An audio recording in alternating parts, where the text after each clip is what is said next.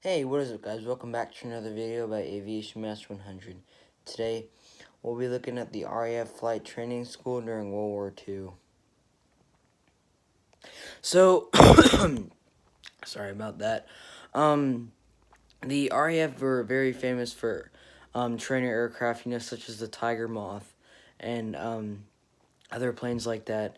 So, in this video, I will be looking at the RAF trainers during World War II, because it's obviously important to have trainers if you want to win a war and train your pilots to go fly. But anyway, so the RAF had a very famous training group. They their pilots would get on very young and everything like that. So let's get into the airplanes. So first up right here, you see a ferry battle, but it's like a trainer model, so it's a two-seater, and the wings are painted yellow, as you can see here on like all of these, probably because you know, I guess to maybe fly out of the sun or something. I'm not really sure what the whole idea behind that yellow paint scheme is, but I guess maybe it was to, like, hide them from the sun in case an enemy squadron comes. Because, during the Battle of Britain, they kind of, they didn't want any of their trainees getting shot down by, German aircraft. So I guess that's maybe why they did that. But, it's kind of crazy. It's kind of neat, actually. But, so anyway, so right here you see a ferry battle. A two-seater, obviously, for a trainer because, in order to have a good trainer, you have to have an instructor involved, with it too. And then next here, you see another ferry battle, painted yellow, I guess, to hide in the sun or something. But yeah.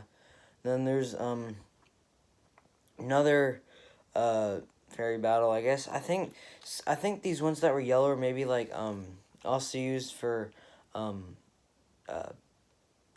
flying targets or something, experimental. But I think that was that turret that you see on the back was kind of for turret gunner training school, and stuff like that. So, and then you're probably wondering, how did they train the bomber pilots? So they used Blenheims.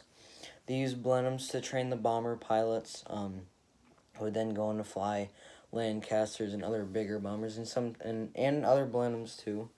But so you can see it's yellow, kind of like that that other ferry battle you just saw a while back ago.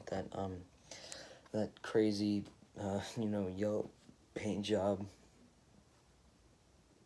And then the British also bought a North American T6 Texans, or I think the export version was called the Harvard, or the Yale was like a fixed gear landing, was like a fixed gear T6, or S&J Harvard. I think that was like the export model. But so that was the RAF also had a lot of those, and probably the most famous aircraft on our list is the de Havilland Tiger Moth, and very good trainer aircraft. You could do instrument flying navigation, even aerobatics in it too, which was obviously important. But the Tiger Moth and the T6 are what the RAF training command mostly had in their inventory as far as their training aircraft. Most of their other training aircraft was just modified military aircraft, not purpose-built trainers. But anyway, so they'd pick up the guys would sign on with the RAF at a very young age. I think 20 was the average age of men joining the RAF was 20.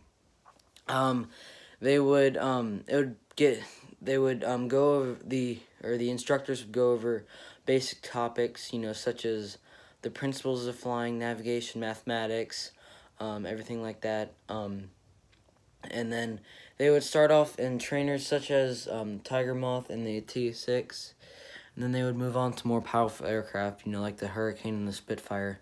But yeah, it'd take approximately 2 years for a pilot to gain his wings. But sorry, this shirt's like blinding you. But yeah, it'd take approximately 2 years for a pilot to gain his wings and become a real fighter pilot. But anyway, thank you for watching. Be sure to subscribe. Tell all your friends, fellow history buffs. Thank you for watching, and I'll see you in the next video.